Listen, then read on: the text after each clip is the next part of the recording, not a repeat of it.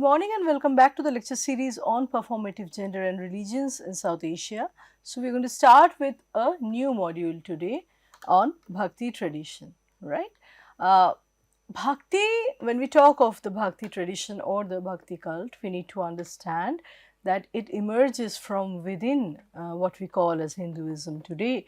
A lot of it is an offshoot, or most of it is an offshoot of Hinduism. However, it is also a protest cult which breaks away from the ritualistic traditions that are at the heart of the Brahminical, traditions or practices or Brahminical, way of worshipping the god.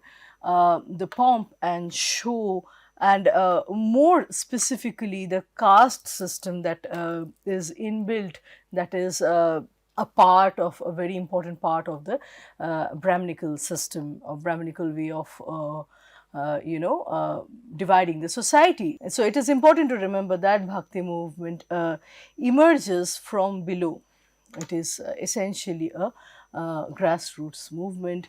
The development of the Bhakti movement started in the southern part of India between 7th century and 9th century.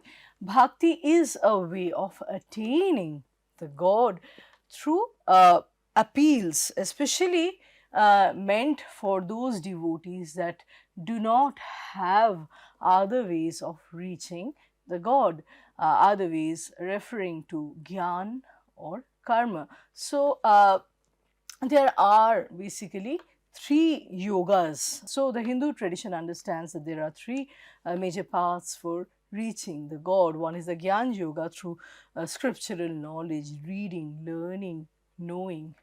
One can attain the knowledge of God. The other is Karma Yoga, through the right action, doing your duty in the samsara or the sansar. The third is through devotion to the God, right, which is Bhakti. The symbols conventionally associated with these three yogas are, so for the Gyan Yoga, we have the symbol of the rising sun, that is knowledge. For the Karma Yoga, we have the symbol of waves, right? And for the Bhakti Yoga, we have the symbol of lotus, the lotus flower. So, when a person becomes very a master, when a person attains mastery over all these three yogas, the person is called as a Paramhansa. Paramhansa, or the great swan, meaning that the person is a great sage. So, the combination of all these three yogas is the Raj Yoga. Raj Yoga, which includes the Gyan Yoga, the Karma Yoga and the Bhakti Yoga. The symbol of Raj Yoga is Kundalini. So, the symbol of Raj Yoga is Kula Kundalini, the snake, right. So, what I am trying to tell about the Bhakti tradition is that for a person who is at the margins of a society, who does not have any way of acquiring knowledge, attaining education, reading scriptures, or by virtue of belonging to a certain lower caste, the person is not allowed to access, the Brahminical, the Vedic scriptures, and the person has no idea, has no guidance regarding the righteous karma, the right duty, which is also inscribed in a way, prescribed by the scriptures. So, a person who does not have access to either knowledge or karma can be guided to the God through sheer devotion and dedication, right? That is Bhakti. A person who cannot go to the temple has only his body as the position, and that body is the temple basically where God resides, right. So, Bhakti, the word Bhakti comes from the root words Bhaj plus T. So, Bhaj and T, where Bhaj means to pursue and to recourse to love in order to reach the God. Bhakti can have a, either a secular or a religious aspect. So, an object may or may not be specified. So, we will see that bhakti as a cult has accommodated so many different types of trends within it, so many different tendencies. For example, the school of nirguna and then the school of saguna, one that is, and they are completely in opposite directions. Similarly, the Vaishnav sect and the Shaiva sect, the Alvars and the Nayanars, they are also worshipping different deities. So within the bhakti umbrella, we have all these different variegated tendencies that are opposed to or that are not completely in agreement with one another. The traditional idea of bhakti, is incumbent on a fundamental difference between the creator and the created, right? So this is, however, the basic idea of bhakti, where there has to be a duality. So bhakti is therefore antithetical to the concept of monism, because monism problematizes the dualistic presence of God and devotee, and it effaces any difference between God and devotee. Monism is a doctrine of Advaita Vedanta, which calls the unified whole as Brahman, right? So, what is a Brahman? A Brahman is something that is prior to, that precedes any sound, perceptibility, shape, gender or attributes. That is at the heart of Advaita Vedanta, an intangible, impalpable concept of Brahman. Now, bhakti is not consistent with this philosophy of Advaita Vedanta or the concept of Brahman, since this Upanishadic notion supports a oneness of religious practice, whereas bhakti essentially thrives in factions. Bhakti is more resilient, bhakti is more accommodative towards differences. There are so many different branches, like I already stated just now, so many tendencies. Bhakti is accommodative of the Nirguna Bhakti as well as the Sagun Bhakti. It can consider one of its schools is worshipping the Vishnu as the major god, the supreme god, the other Vishnu or Krishna in other places. Another one, the Shaivites are considering Shiva as the highest deity. And history shows that there have been a lot of major prominent conflicts between these different schools. So bhakti is anything but a homogeneous tendency or a homogeneous cult. It is just very beautifully accommodating all the differences. So bhakti deals with the Sagun Brahman, whereas Upanishadic philosophy says that both Sagun and Nirgun are merged into one, into that one Brahman. So, but having said that bhakti deals with Sagun Brahman, that is also one of the schools of bhakti which is dealing with the Sagun Brahman. Nirgun bhakti is dealing, it is closer to the Upanishadic concept of Brahman actually. It does not believe in forming an icon of the God.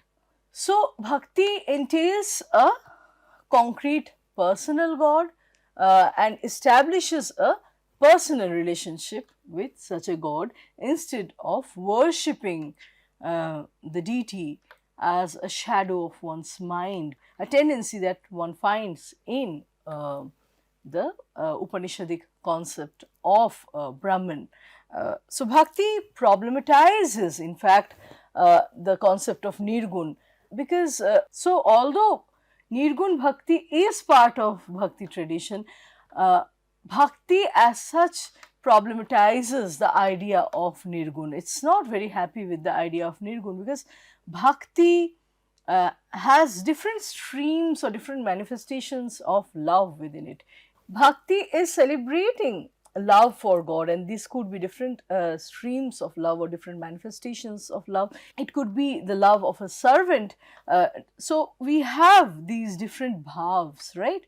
The madhurya bhav, the sakhya bhav, the love of a friend, and then the dasya bhav. So in the form of madhurya bhav, we have the Radha Krishna's eternal love. In the sakhya bhav, we have Krishna and Balaram's eternal friendship. We have Krishna and Balaram's friendship. Then as the dasya bhav, we have the figure of Hanuman, who is such a great devotee of Rama. And then the filial love, the mother-son love, where we have the figure of Yashoda, who is not the biological mother of Krishna, but still she is the epitome of motherly affection and motherly love. So Madhurya or Dasya or Sakhya, all these things entail a figuration, a personalized God. They cannot love a shadow of one's mind. So the idea of Brahman, is discarded here. Brahmanism propounds that dualism is possible within one's self, where the higher and lower being, the Brahman and the seeker of Brahman, are confluenced within the individual himself or herself. So there should be no seeking outside, but an inner journey. Through introspection, one can find God. So the onus is on knowledge or gyan. Contrarily, the bhakti is essentially an outward journey, right? It requires an icon and loving the icon. So in the Indian tradition, we have seen this very commonly within the temple complex, within the premises of a temple or a shrine. The god that is considered as a child is put in a cradle. So throughout the day, the chores are centering that deity, and there is a figuration. It's not an imaginary deity without an icon. The deity is put in a cradle, the deity is being bejeweled, the deity is being clothed and bathed and fed, and even songs are being sung to put the deity to sleep. The most common imagination is that of Gopal, the child Krishna, who is pampered by the devotees, so put in a cradle and then put to sleep, given meals from time to time. The entire service of temple is centering this child deity. And so there is the concept of a Kul Devata also, a Kul Devata in the Indic context, where the figure of the deity in some way or the other, it could be a female or a male deity, is considered in terms of a relation, whether he is the son of the house or the son-in-law of the house. So there are many houses that call the Madan Mohan as the son-in-law of the house, or the deity Durga as the daughter of the house, and that's how she's or he is tainted. They are humanized, right? So that this is very much a practice, a culture, a belief system, coming down from Bhakti movement. It is, assigning some kind of, or assuming some kind of human relationship with the God, right? It's not possible without an iconization, an outwardly figure of the God.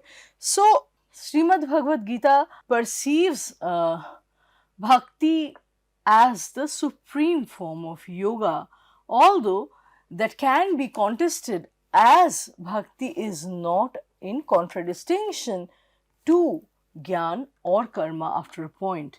So just like I said, bhakti has so many different branches, but after a point we see that they are also confluencing, they are coming and merging in the same direction. There are different paths for reaching the same God. So Gita says that bhakti is the greatest way of reaching the God, but having said that, it also says that bhakti is not in contradistinction with gyan or karma.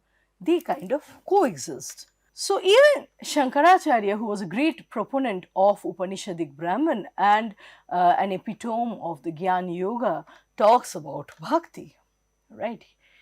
Gita is where we find Lord Krishna himself saying that out of the four types of bhaktas who worship him, the four types of devotees that worship him, the Artha, the Jijnasu, the Jnani, uh, and the Arthi. So the Artha, the Jijnasu, the Arthi, and the Jnani, he loves Jnani the best, and the Jnani can love him the best. But what kind of gyan is this? Is this Upanishad's Shankaracharya's notion of gyan yoga? Not really. In this case, gyani does not pertain to any scriptural institutionalized knowledge. Rather, it is the innate knowledge that one is born with. It is the intuitive knowledge of God that is already there in us. So we don't have to wrote a book. We do not have to follow a prescribed ritual. The one who seeks for true knowledge of God is the Jnani, who submits himself to become complete, with God's soul, who submits himself to become one with God's soul and surrenders his karma and gyan to God through bhakti. So, bhakti is the highest form, and it actually encompasses gyan and, karma within it. There is a sense of surrender and a wish to become one with God. Not an arrogant form of knowledge where, having the knowledge makes you feel superior and almost like the God. So that is a way of separating oneself from the God. The knowledge that makes one submissive towards God is the, the correct way of knowing, the true knowledge. So one realizes that the polemic of monism and polytheism resolve after a point because Krishna himself says in Gita, what does he say? That those who understand his eternal supreme state, the avyaktam, do not worship him as a manifest or an idol, as he is not personal. So, within bhakti, the difference between gyan and gyo, the knowledge and the object of knowledge, manifest and non-manifest, the exposed and the unexposed, after a point get dissolved, right? As Krishna himself is shown as indifferent and yet the bearer of all. So, unlike in the Islamic or the Christian faith, where there is a conformity to one undisputed God, so there is a definitive understanding of God, and violating or trying to reinterpret that understanding is considered as incorrect. There is no such absolution in bhakti as a cult, as a practice, as a religion that would exclude others. So, although bhakti has the tendency towards sagun, we also say that nirgun is also another form of bhakti. It is also accommodated by bhakti. So, all the opposing tendencies are also incorporated. Nothing is left out. Although we say that bhakti has its onus on devotion, it is also taking into account gyan and karma, and through devotion one can attain gyan and know the right karma or action as well. So they are not really antithetical to one another. Similar to the Indian phenomenon, there was a continuity between mainstream Christianity, which believed in pantheism, and the Western metaphysics, whose proponents were philosophers like Hegel and Immanuel Kant, who brought in the concept of God within the body of Western philosophy, right? So, we see that subsequently what happens through this philosophical interception, what happens is that definitions of God are given through one's personal understanding. So, Hegel calls God as an absolute spirit, Berkeley calls the same God as the concept of one's mind, and Rene Descartes would finally say that God is nothing but an innate idea. So, different ways of intercepting this idea of God through Western metaphysics, Western philosophy.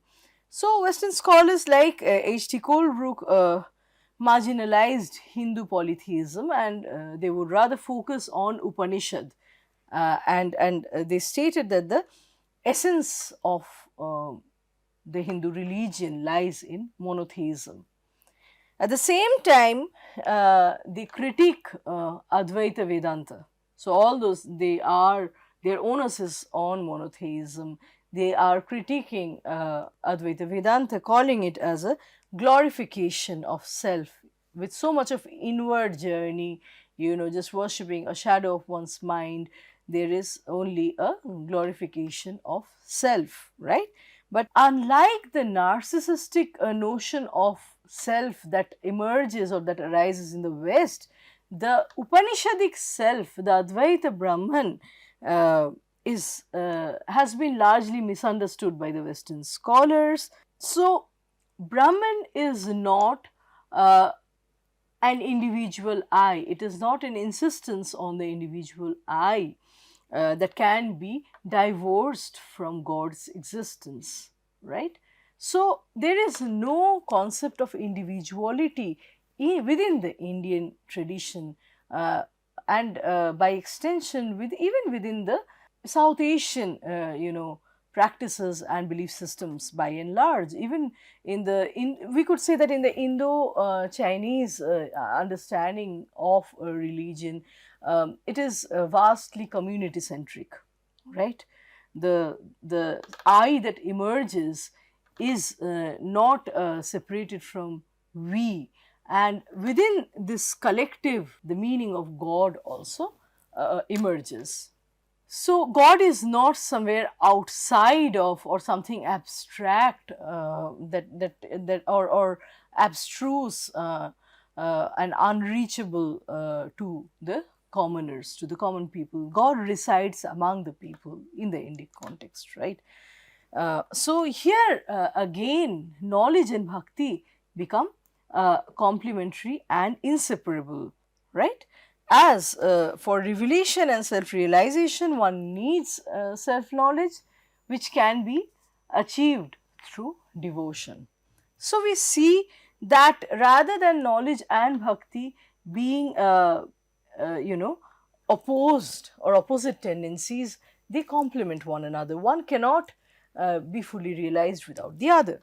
Another fallacious understanding among the Western thinkers about what they call as the Orient is to equate Vaishnavism as a synonym with Bhakti. So, there is a lot of misunderstanding pertaining to this Bhakti tradition or Bhakti movement or Bhakti cult, where Bhakti has been recurrently synonymized with Vaishnavism, whereas in practice, in reality, Vaishnavism is only one of the branches of Bhakti, right? Not all of it. There are also the Saivites. So, there has also been an endeavor to trace the influence of Christianity onto Vaishnavism, where there is a kind of analogy drawn between the popular icon of Lord Krishna with Jesus Christ. These are some of the fallacious tendencies that have been countered time and again. Gita becomes a perfect site of bhakti as it exhibits a personal exchange between the disciple and the God, as well as a complete surrender of the devotees sans any reason or cause. And we see that what is the dialogue of Gita about? What is Srimad Bhagavad Gita about? It at another level, we see that the devotee and the devoted are also best of friends. They are so a friend, philosopher, and guide who, after the Vishwarup Darshan, becomes the God. And suddenly, this friendly relationship takes on to another level, the level of the devoted and the devotee. And we see Krishna as a shrewd politician, from being a lover and a very flirtatious lover at that, and a mischievous boy. Here we see the figure of a shrewd politician, and he is the Parthasarathi. He is very symbolically holding the reins of all the horses of Partha or Arjuna. So, all the horses, which could be seen as the different senses, are running amok in different directions in a battlefield of Kurukshetra. Krishna is holding the rein of all these horses. He is the charioteer and he is the shrewd politician who is constantly counseling. He acts as the minister of his friend. So, beyond the relationship of friendship, here we see another face. And at the moment of Vishwarup Darshan, he shows that when Arjuna is hesitant to kill his own relatives, fight with his own relatives or even his own preceptor on the other side of the camp, in the rival camp, Krishna opens his mouth and shows the universe inside. He says that everyone is always already dead. You are just the mediator. You are not going to do anything new. Everything has been preordained. So we see these two different levels at which at one point he is a friend, and only at another point he becomes a charioteer, the friend, the counselor, the politician, and the guide philosopher, and finally the god. And this keeps coming back in the relationship between the child Krishna and Yashoda also. When Yashoda asks Krishna to open his mouth and show what he has stolen, he's the buttered thief, right? She asks him to open his mouth, and every time he opens his mouth, there is a glimpse of the universe inside him. So, what has he stolen? He has everything inside him. He is the all, right? So, Gita says that Shraddha is very essential for bhakti, and it varies according to the gun or virtue of the one who practices it. So, for example, the Sattvic worships God with Shraddha, the Rajasic worships Yaksha with Shraddha, and the Tamasic worships the Pret with Shraddha. So, out of all these different forms or different ways, or depending on the object that we are worshipping, out of all these three, the Sattvics Shraddha is called Para Shraddha and is of the most superior form of all yogis. So, the Sattvic yogi is the most superior yogi according to Bhakti. Gita also says that God can be recognized as personal against the notion of Brahman. So, it's just like we were saying, it's a departure from the Upanishadic concept of a Brahman that cannot be actually defined in tactile terms. Gita distinguishes bhaktas from the worshippers who pursue God with rituals. So, the Brahminical tradition is a way of having a priest as a mediator and following the prescribed scriptured rituals, right? And those that follow the scriptural practices have only little understanding, and they can ascend to the Devlok. By following scriptures, where can you go? You go to the Devlok, according to the Bhakti tradition. Whereas the ones that worship from within, with their own devotion, with all their heart and soul, with their passion, they immerse their identity into the God himself.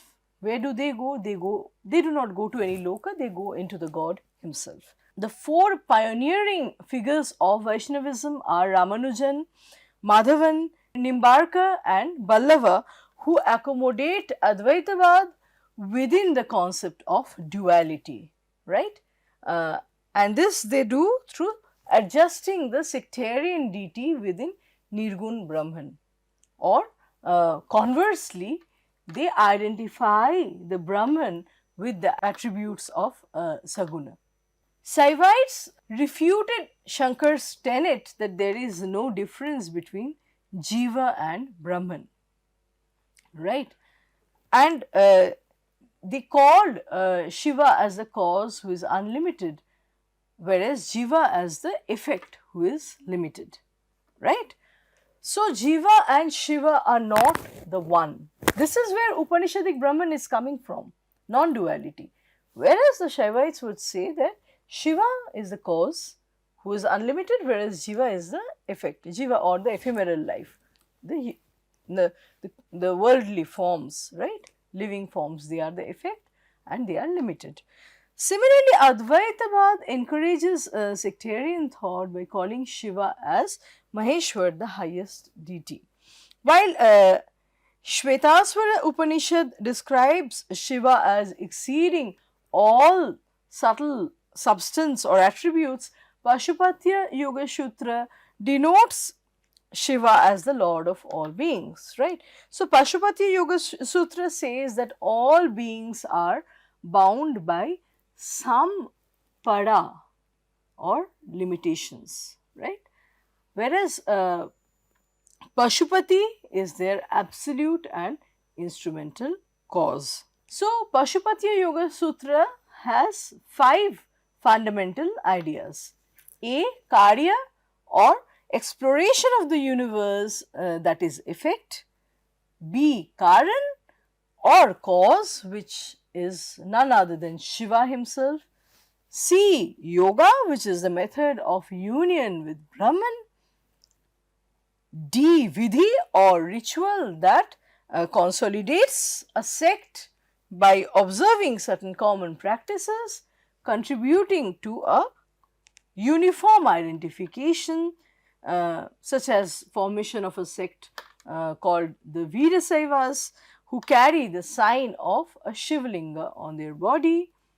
And finally, E, which is the 5th idea of Dukhanta, which is the ultimate objective of the bhaktas, the end of dukh, right? Dukhanta, end of all miseries.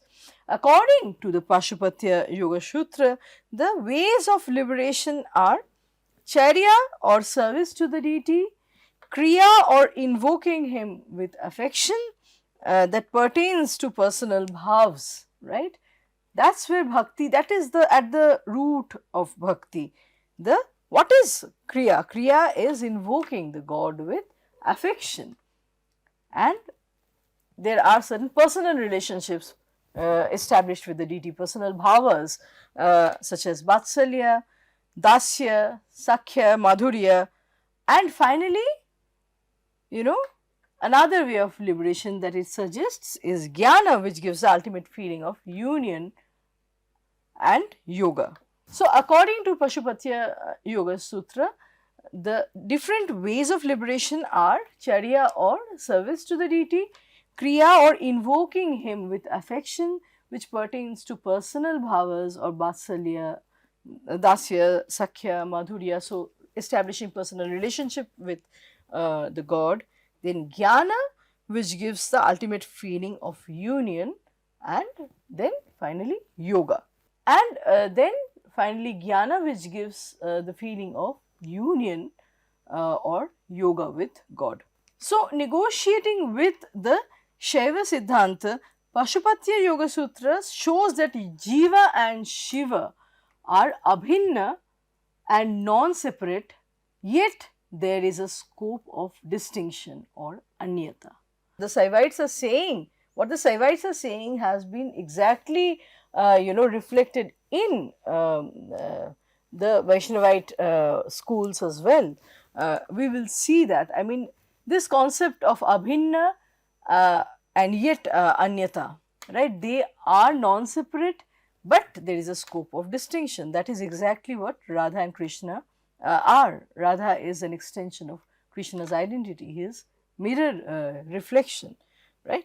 Abhinna and yet anyata refer to experiences of a duality without nullifying the unitariness of Advaitavad. So they are two beings just because they want to play the amorous, acts as earthly forms, but beyond this earthly form, they are Advaita, they are Abhinna, they are actually the same. They have made this distinction in order to play the Leela, right? As earthly beings. So, Bhakti follows two tenets: the great tradition, which is Sanskritized, standardized, classical, and erudite, and then the little tradition, which incorporates parochial, popular, regional, folklorist practices of public or the common masses. So, here also we see that Bhakti is very beautifully conglomerating, bringing together, blending the Sanskritized tradition with the local traditions. Bhakti is actually a kind of glue that brings together many opposite tendencies, right? It is a movement about, unifying the different schools rather than thriving on sectarianism or separation. So, this kind of bifurcation threatens any homogeneity. However, it would be erroneous to say that the Sanskritized tradition and the parochial or local traditions are mutually exclusive, watertight compartments. This is because there is a constant influence and exchange between the two. We see that the classical and the folk traditions are completely interdependent and complementary, and they have for since eons, for centuries, taken and given to each other. There have been very fruitful exchanges between the two.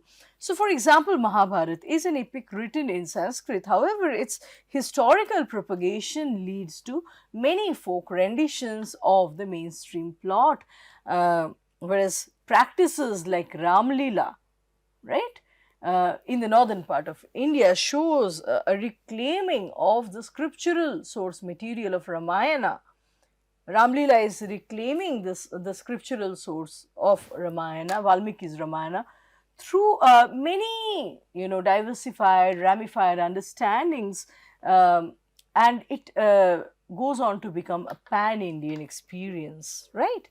The major shift from Sanskrit Ramayana to Tulsidas is marked by introducing musicality, intricately, close to the poems. The major shift from Sanskrit Ramayana to Tulsidas is marked by introducing musicality to the verses, in addition to the secular Sanskrit emotions found in the original Valmiki Ramayana. In other words, the Valmiki Ramayana was more secular.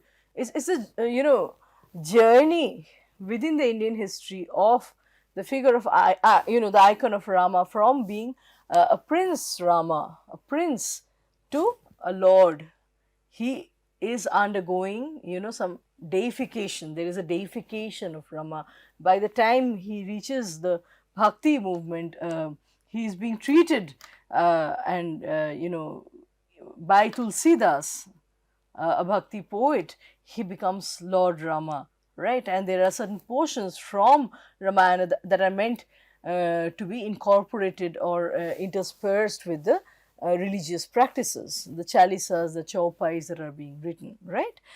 So the musicality becomes a focus. The musicality is accentuated at the level of Tulsidas's Ramayana. So in Gita, the personal bond of disciple with God is shown through the use of recurrent vocatives, and these vocatives within Srimad Bhagavad Gita imply a passionate outburst, or rather outbursts, through the repetition of words that are reinforced through interjections, right? So texts like Gita Govinda, and then we have Krishna Padamrita, and these were originally written in Sanskrit, but they have later been vernacularized. So we see that the Sanskrit tradition and the local traditions are not quite divorced from one another. The journey from epic form to musical renditions, like from Valmiki Ramayana to Tulsidas, involves consideration of length, rhythm, and alliteration, and every small section is transformed into an independent form, adhering with certain tunes that kind of fit with the particular emotion displayed. With Prakrit playing as intermediary and vernacular elements being added or adapted within the scope of classical, there is a paradigmatic challenge from below to above, right? So, Prakrit is being mixed with the Sanskrit tradition. So, we see that the masses from the so called lower castes are also becoming visible in this movement in a great way. With this, I'm going to stop my lecture here today. Thank you.